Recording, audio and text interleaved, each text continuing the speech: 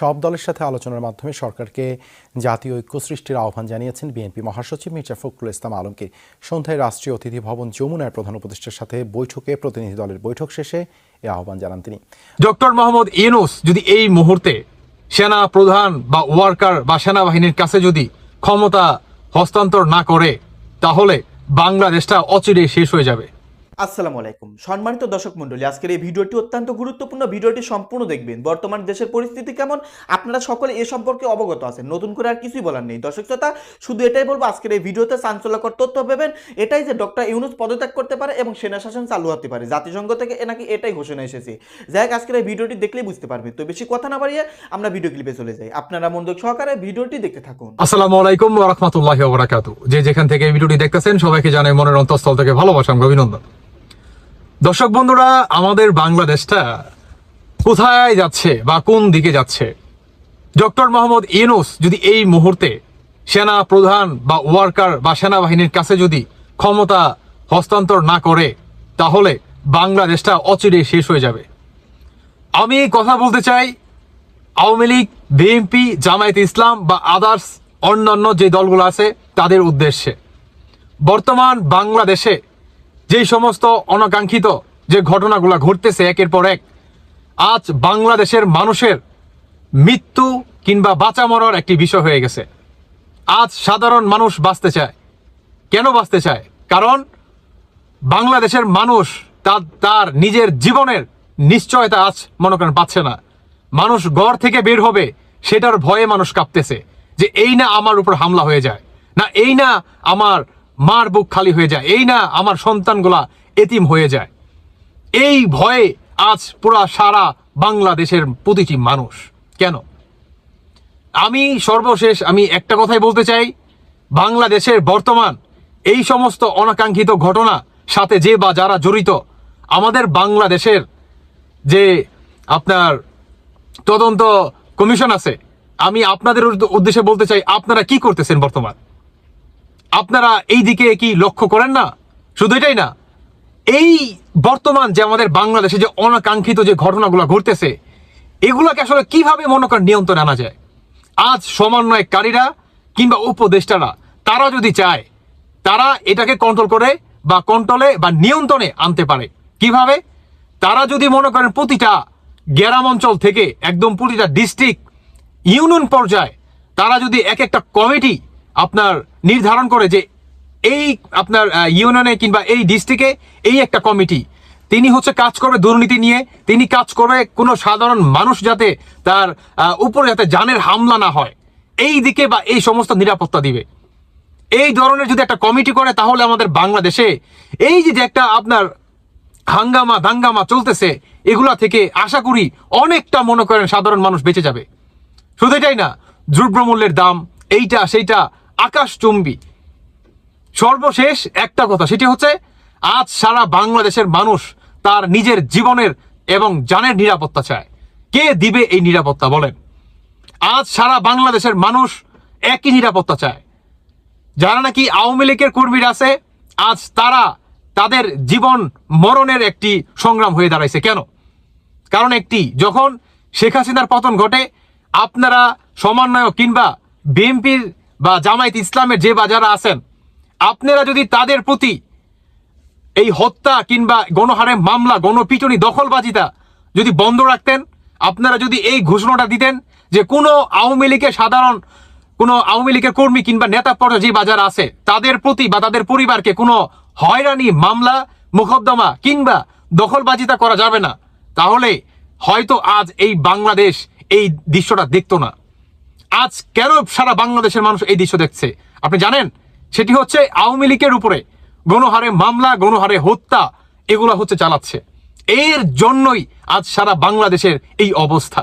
কারণ আওয়ামী লীগের অনেকের আপনার প্রতি মনে করেন দখলবাজিতা, জানের হামলা, মামলা, মোকদ্দমা একের পর এক মনে করেন লেগেই আছে।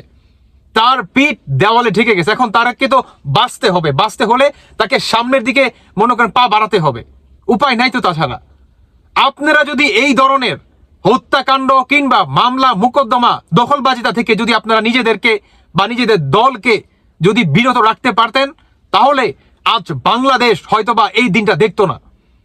আজ সারা বাংলাদেশ একটা ভয়ঙ্কর একটা মনে করেন অবস্থানে চলে গেছে, ভয়ঙ্কর অবস্থানে।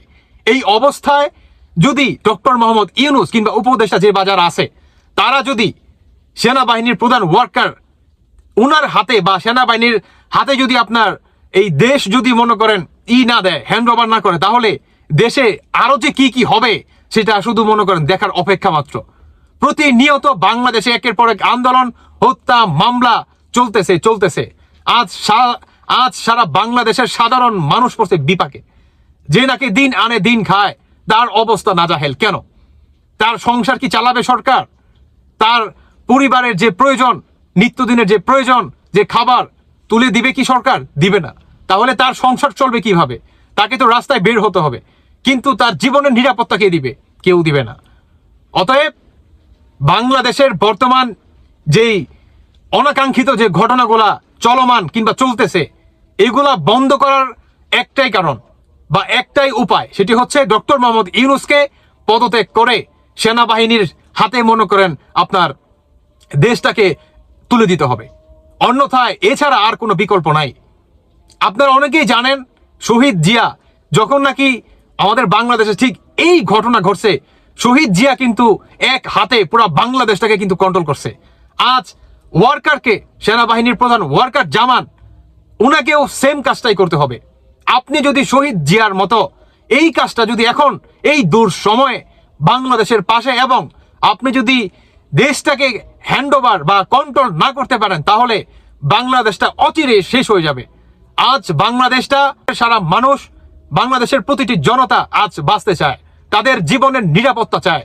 যে নাকি দিন আনে দিন খায়, যে নাকি দিন মজুর, সে কাজ করে খেতে চায়, তার পরিবার চালাতে চায় এবং সর্বশেষ তার জীবনের নিরাপত্তা চায়। কে দিবে এই নিরাপত্তা? শুধু এটাই না, বাংলাদেশের প্রতিটি মানুষের আজ সবচেয়ে বড় যে আকাঙ্ক্ষা, সেটি হচ্ছে স্বাভাবিক মৃত্যু।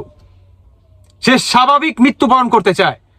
রাস্তাঘাটে তার মরদেহ কিংবা সে মরে পড়ে থাকবে, তার পরিবার অসহায় হয়ে যাবে, তার ছেলে মেয়ে এতিম হয়ে যাবে, তার বিবি বাচ্চা বিয়ে হয়ে যাবে, এগুলা কেউ চায় না।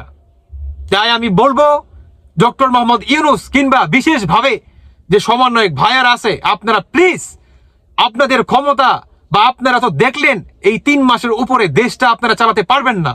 অতএব আপনারা আপনাদের জিতটা সাইডে রেখে দেশের জন্য এগিয়ে আসুন, দেশটাকে তুলে দেন সেনাবাহিনীর হাতে। আপনারা পারবেন না দেশ চালাতে, আপনাদের সেই যোগ্যতা নাই। আজ 3 মাসের ভিতরে বাংলাদেশের যে অবস্থা বলার বাইরে।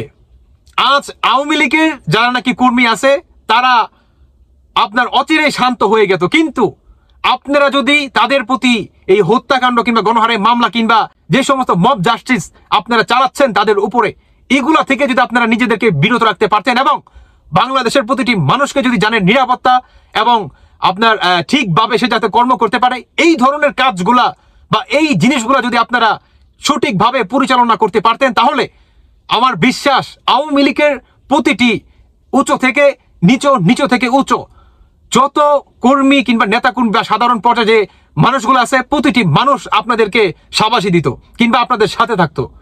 আজ তাদের সাপোর্ট কেন নাই? কারণ তারা নিজেরাই মনে করেন ভুক্তভোগী, তাদের উপরে মব জাস্টিস চলছে, এগুলাকে আপনারা দেখেন না। অতএব আমি বলবো বাংলাদেশটাকে শান্ত রাখুন। আজ যদি বাংলাদেশটাকে শান্ত করে রাখার একটাই উপায়, সেটি হচ্ছে ডক্টর মোহাম্মদ ইউনূসকে পদত্যাগ ছাড়া আর কোনো উপায় নাই। আপনি যাই কিছু বলেন না কেন, উপায় একটি, সেটি হচ্ছে ডক্টর মোহাম্মদ ইউনূসকে এই অন্তর্বর্তীকালে সরকার থেকে সরে আসতে হবে এবং সেনাবাহিনীর প্রধান ওয়ার্কার জামানের কাছে দেশটাকে রাখতে হবে, ক্ষমতা হস্তান্তর করতে হবে। এছাড়া আর কোনো উপায় নাই ভাই।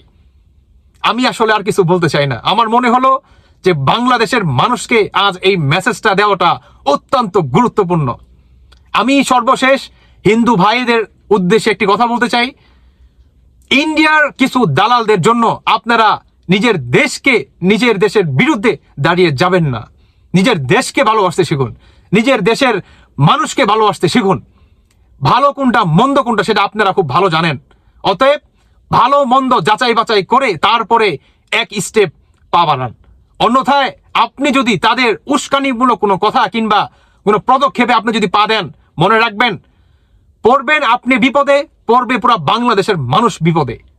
অতএব দেশটা কারো বাবার না, দেশটা সবার। হিন্দু, মুসলমান, খ্রিস্টান, সে যেই হোক না কেন, যেই ধর্মই হোক না কেন, দেশটা সবার। মাতৃভূমি সবার উপরে, তাহার উপরে কিছু নাই। সম্মানিত দর্শক মণ্ডলী, আপনারা বিস্তারিত ভিডিওতে দেখতে পারলেন চাঞ্চল্যকর তথ্য। বর্তমানে আমাদের দেশের অবস্থা, বর্তমানে রাজনৈতিক পরিস্থিতি, সামনে যে কোনো সময় সেনাপ্রধান ক্ষমতায় বসতে পারে এবং ডক্টর ইউনূস সরে যেতে পারে। দর্শক শ্রোতা, আজকের এই ভিডিওতে সেই চাঞ্চল্যকর তথ্য পেয়ে গেলেন এবং গুরুত্বপূর্ণ একটি ইনফরমেশন প্রতিবেদনমূলক ভিডিও দেখতে পারলেন। যাই হোক, এই সম্পর্কে যদি আপনারা কিছু বলতে চান, আপনাদের মূল্যবান মতামত ভিডিওর কমেন্ট বক্সে অবশ্যই ঝটপট জানিয়ে দিবেন। ধন্যবাদ আজকের এই ভিডিওর সঙ্গে সম্পূর্ণ আকারে থাকার জন্য।